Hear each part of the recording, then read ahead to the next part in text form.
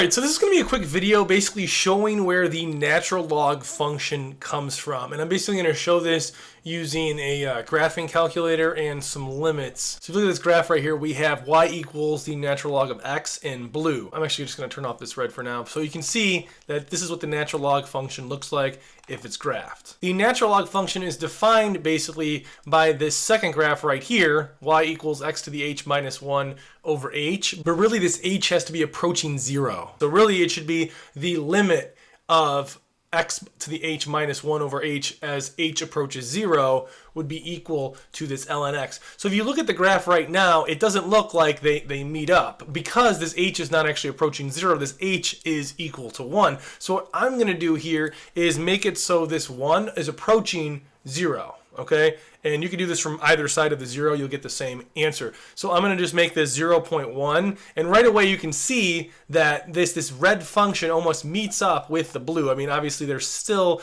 a little bit of space in between those, but that's only because I did 0.1. If I even got closer and closer to 0, that red would get closer and closer to that blue. So that's basically what I'm going to do. Let me zoom out a little bit here. So what I'm going to do here is then just make this 0.01. So I'm going to put a little 0 in here. Now as you can see, it's overlapping it a little bit more. Now if I zoom in, you can kind of see there is still some separation.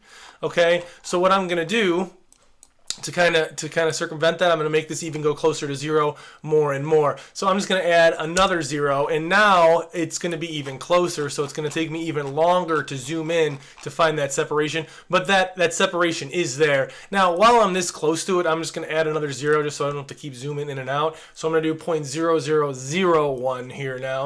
And as you can see, it's even closer. And again, this h is actually supposed to be approaching 0. So if you can imagine, really there's an infinite amount of zeros after this. So you can just add a bunch of zeros.